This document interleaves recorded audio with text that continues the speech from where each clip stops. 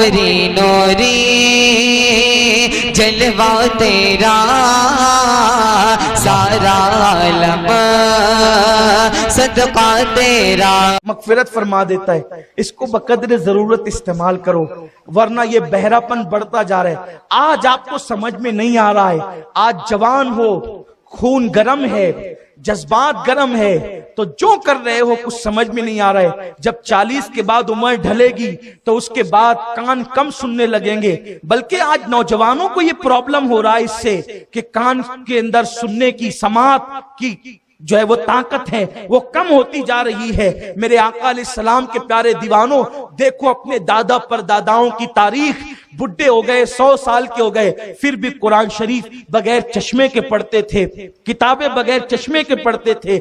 आज हाल ये, जैसे ही नींद से आप उठते हैं, नींद से उठने के बाद सीधा हाथ मोबाइल की तरफ जाता है। नींद से उठे, आंखें खोल करके मोबाइल देख रहे हो तो उसकी जो तेज शुआएं हैं वो आपकी आंखों पर, चूंकि आंख देखने से तकरीबन 8 घंटे, 5 घंटे, 2 घंटे तक बिल्कुल आराम में थी, यानी उसे अभी देखने की जो है वो देखने के लिए वो आंखें तैयार न थी। आप नहीं देखते, जैसे ही आप अंधेरे से आप उठते हैं और लाइट में उजाला, लाइट चालू होता है तो आपकी आंखें चौंधियाने लगती है। जब आंखें चौंधियाने लगती है लाइट की वजह से, फिर आंखें धीरे धीरे इस काबिल होती है कि वो उजाले को देख सके। लेकिन उस लाइट से इसकी रोशनी बहुत ज्यादा है, क्योंकि वो रोशनी जो है वो दूर है, ये बिल्कुल करीब है और बिल्कुल चेहरे के सामने है। तो जिस वक्त आप नींद से उठने के बाद फौरन देखते हैं तो थोड़ी देर तक, चंद सेकंड तक आपकी आंखें इसको देखने के लिए तैयार नहीं होती, लेकिन उसका असर आपकी आंखें जो बहुत नाजुक है, जिस्म के तमाम आज़ा में सबसे नाजुक तरीन हिस्सा हमारी आंखों का है। ये आंख इतनी नाजुक है कि इसके अंदर अगर पलक का बाल भी चला जाए तो ये आंख बर्दाश्त नहीं करती, फौरन रोने लगती है, आंसू बहाने लगती है। लेकिन आप फौरन मैसेज देखते हो या इसको चेक करते हो तो इसकी वजह से आपकी आंखें कमजोर होती जा रही है और आप नाबीनाई की तरफ, अंधेपन की तरफ बढ़ते जा रहे हैं। हाय हाय, लोगों ने एक फायदे के लिए मोबाइल का इस्तेमाल करने के लिए पैदा कर दिया, इजाद कर दिया, लेकिन कितने नुकसानात हैं इसके, अल्लाह अकबर। इतना ही नहीं, उसके बाद हम मोबाइल को अपनी जेब में रखते हैं और जेब भी हमारी बाईं तरफ होती है। ये इससे हार्ट अटैक के अमराज के जो है वो अंदेशे और चांसेस पैदा हो रहे हैं, इसलिए कि ये दिल पर असरअंदाज होता है। मेरे प्यारे आका अलैहिस्सलाम के प्यारे दीवानों का, एक तरफ आपको बहरा बना रहा है, दूसरी तरफ आपको अंधा बना रहा है, तीसरी तरफ वो खींच कर आपको कब्र की तरफ ले जा रहा है। और आपका हाल ये है कि आप अपनी बीवी से ज्यादा बातें आप मोबाइल के अंदर करते हैं। बीवी परेशान हो गई, बीवी एहतजाज करने लगी। कई नौजवानों की पंचायत सिर्फ इस बुनियाद पर हो रही है कि ये घर में आता है तो व्हाट्सएप पे लगा रहता है, फोन पे लगा रहता है, पता नहीं बीवी को छोड़कर ये किससे बातें कर रहा है। ऐ मेरे मुसलमान नौजवान, जरा शर्म कर, इससे तेरा घर उजड़ रहा है, तेरी खुशियां जल रही है, तेरे घर की बागो बहार लुट रही है। और तेरा हाल ये है कि तूने इस छोटे से आले को सब कुछ समझ रखा है। याद रख, इसे जरूरत के तौर पे इस्तेमाल करना। उलमा हो, माँ बाप हो, इज्जतदार लोग हो, इनके सामने मोबाइल निकाल के बात करना ये बेअदबी है। इसलिए कि बुजुर्गों ने कहा है कि जब उस्ताद बैठे हो या बड़े लोग बैठे हो उस वक्त किताब पढ़ने की इजाजत नहीं। क्यों इजाजत नहीं? कि बड़ों के सामने किताब पढ़ना बेअदबी है। इसलिए कि नादान जो बड़ों की सोहबत से मिलता है वो किताबों से भी नहीं मिल सकता। इसलिए जो उनकी सोहबत से लेना हो वो वहां ले। लेकिन आजकल तो हाल ये है, लोग अगर 4 लोग जमा हो जाएं, रिंग आए तो लोग जो फोन नहीं भी रिसीव करना चाहिए रिसीव करके जोर जोर से बातें करते हैं, ताकि बेचारे को पता चले, ताकि लोगों को पता चले कि बेचारे के पास मोबाइल मौजूद है। मेरे आका अलैहिस्सलाम के प्यारे दीवानों, ये वक्त भी जा रहा है, बीमारियां भी आ रही है। मैं इसका कतन मुखालिफ नहीं, मोबाइल हाथ में लेकर इसलिए गुफ्तगू कर रहा हूं ताकि आपको यूं ना लगे कि मैं मोबाइल का मुखालिफ हूं।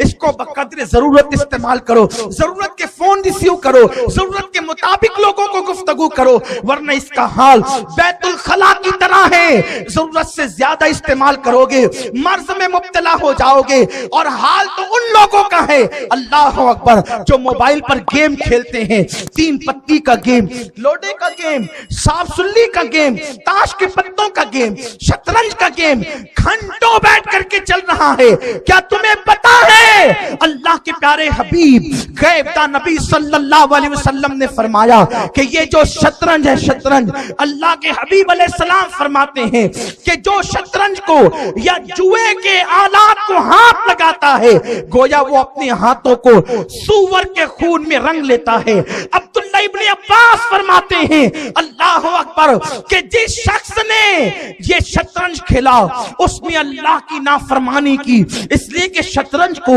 मजूसियों ने इजाद किया है। अल्लाह अकबर। मौलाए कायनात शेर खुदा अली के मुर्तजा फरमाते हैं कि जो लोग जुआ खेलते हैं, सहाबा किराम जुए को बुत परस्ती की तरह बुरा जानते थे, बुत परस्ती की तरह बुरा जानते थे जुआ खेलने वालों को। मेरे प्यारे आका सल्लल्लाहु अलैहि वसल्लम के प्यारे दीवानों, अब तो हाल ये है कि लोगों को टाइम मिले, लोगों को वक्त मिले, कौड़ियां लेकर बैठ जाते थे पहले हमारे बचपने में, लेकिन अब मुहज्जब तरीका इख्तियार किया है, सारी चीजें लोड करते हैं उस पर। वो आपकी आंख पे असरअंदाज हो रहा है, आपके हार्ट पे असरअंदाज हो रहा है, आपके जिस्म पे असरअंदाज हो रहा है, और उसके बाद उसका अजाब क्या है? ये तो दुनियावी नुकसानात हैं, उसका अजाब क्या है?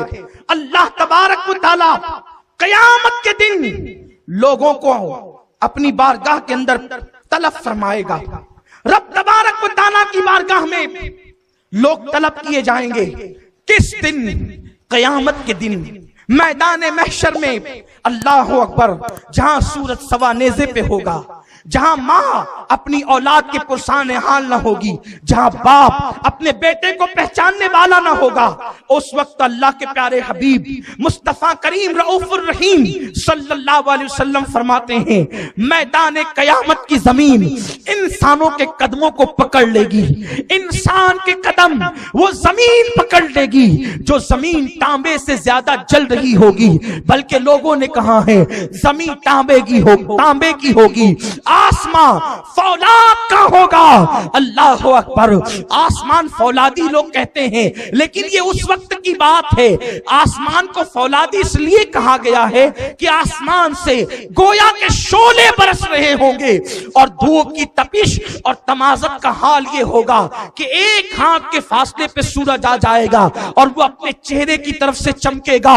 लोगों की कैफियत ये होगी, बदन झुलस रहे होंगे, बदन, अल्लाह अकबर, गर्मी महशर से बदन इंसानों के झुलस रहे होंगे, गोया के सूरज आग बरसा रहा होगा और जमीन में हरारत ये होगी कि पैर रखने वालों के पैर जल करके अल्लाह अकबर कबाब बन रहे होंगे। उस वक्त अल्लाह के हबीब गैबदा नबी सल्लल्लाहु अलैहि वसल्लम ने फरमाया, जमीन लोगों के कदमों को पकड़ लेगी। अल्लाह अकबर। गरम जमीन पर इंसान कदम रखता है तो जल्दी से उठा लेता है, लेकिन ऐ इंसानों, ऐ लोगों, अपनी रातों को गेम की नजर करने वालों, अपनी रातों को खेल की नजर करने वालों, अपनी रातों को जिना और अय्याशी की नजर करने वालों, बहुत दिन तक ये दुनिया की रंगरेलियां ना होगी। ये दुनिया के बागो बहार बहुत जल्द सिमटने वाले हैं, ये दुनिया सिमट जाने वाली है। अल्लाह अकबर। मेरे आका अलैहिस्सलाम फरमाते हैं, मेरे बाद कयामत आएगी, मेरे बाद कोई नबी नहीं आएगा, बल्कि मेरे बाद कयामत आएगी। हाय हाय, दुनिया की रंगरेलियों में डूब जाने वालों, रातों को रंगीन करने वालों, शराब और शबाब में अपने वक्त को गुजारने वालों, अपने अपनी जवानी को तबाह और बर्बाद कर देने वालों, होश के नाखून लो। एक दिन वो आएगा जो कयामत का दिन होगा, ना कोई दोस्त किसी दोस्त के काम आएगा, ना माँ बाप किसी औलाद के काम आएंगे, ना औलाद किसी माँ बाप के काम आएगी। उस दिन जमीन इंसान के कदमों को पकड़ लेगी। इंसान उस वक्त चाहेगा काश मैं मिट्टी बना दिया जाता।